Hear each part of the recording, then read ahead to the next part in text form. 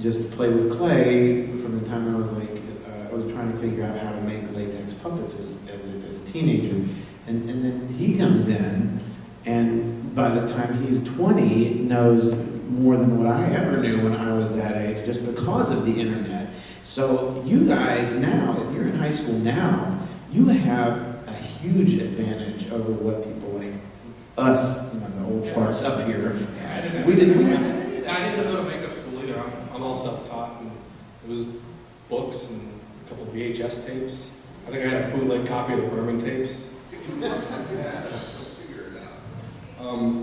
Speaking of Ian the Prodigy, can your model stand up? I want everyone to see this makeup Ian did today.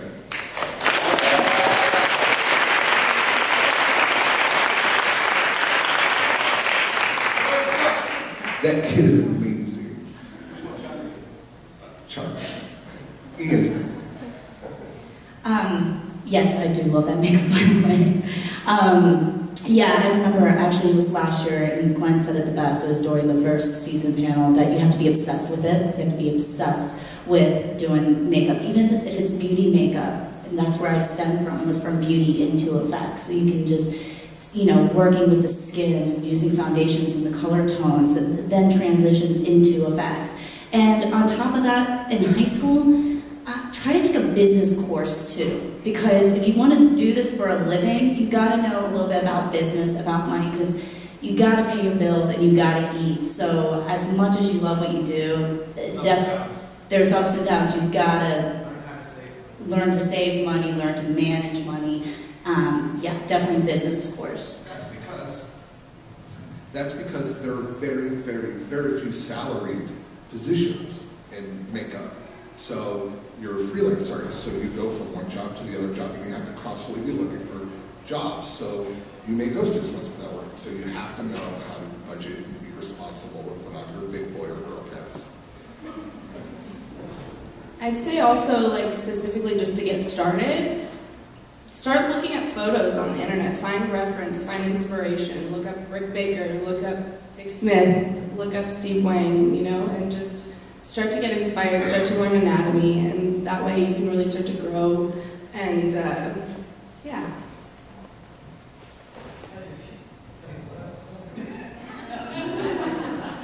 Before we get too off track like we have been, I just want to say thank you to Jerry and everyone else, and Frank even. I couldn't have done anything without these guys. I don't know how Jerry didn't slap me during the show. I asked him so many damn questions. And even race, he's always like, yeah, you know, you gotta add some primary colors and then fourth dimensional beings and some weird aura and stuff, but yeah, I couldn't have done it without everyone. It's not just me, it's everyone, man. You gotta soak it up, that's all you gotta do. And if you wanna do it, soak it.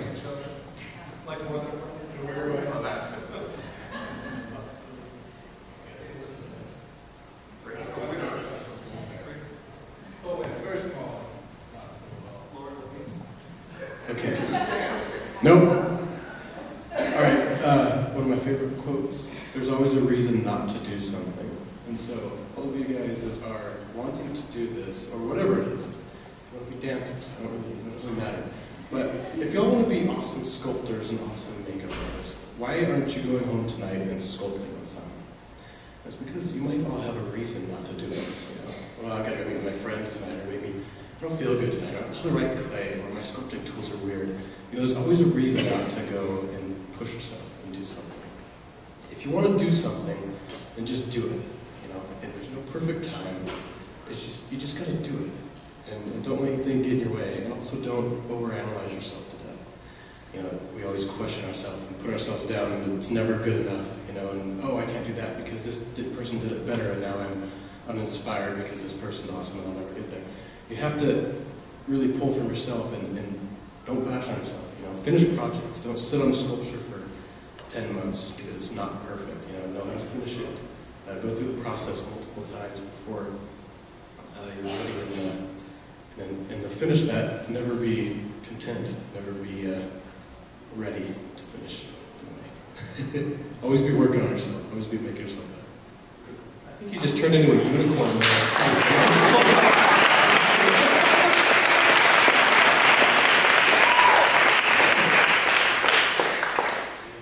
Any other questions? Come on.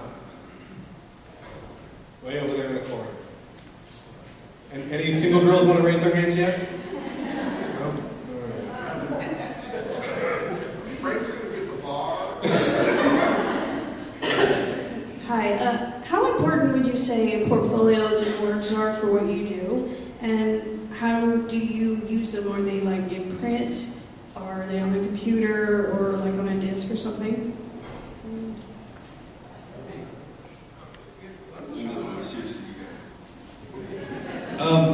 For me, I'm really big about having business cards, just because you never know who you're going to meet. I also think that I've got a lot of people who've emailed me and they're like, well, how do I get my start? I just got out of school. How do I find a job? It's important to have a portfolio to show anybody, whether or not it's your worst piece. It's better to have a couple of photos than not have anything else, especially business cards. You know, I think, really important for people to know how to contact you. So for me, when I started out, I photographed everything. And as my portfolio started getting stronger, I would start weeding out the pieces that I felt weren't as good. But I've heard that you've got only, it's almost like that, the 2 seconds of somebody meeting you, they already have an idea of, you know, what they think. So it's like your strong pieces in the beginning, and to keep it so that they're not going through 100 photos. Because when I first started out body painting, I had like 200 photos of body painting. It was like, there's no reason to show that many. Just start weeding it out, but always have a portfolio. For me, I'm really big in Facebook. I think it's a great social media. I think that's just the way I do it. I mean, I think everybody's going to have a bit of a, sorry,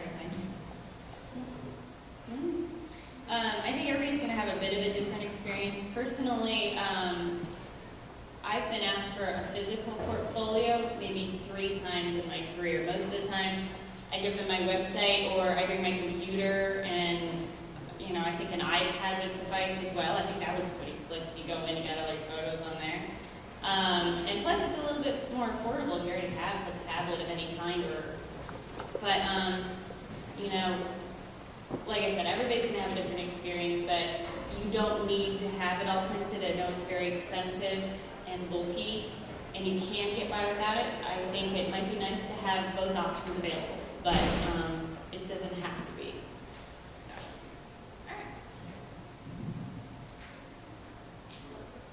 Well, for me, especially my body painting career, portfolio is very, very important. And the way how I got started, I always liked to paint, and then eventually got into makeup. And I actually started to just go on Model Mayhem and finding free models and do trade for portfolio. And so models who want to build up their portfolio, they were contacting me, and I was contacting them. And then we found some photographers who were interested in actually doing some free jobs, just, you know, just do some photo shoot. And here you go, and we have some, that's how you start your portfolio, pretty much. And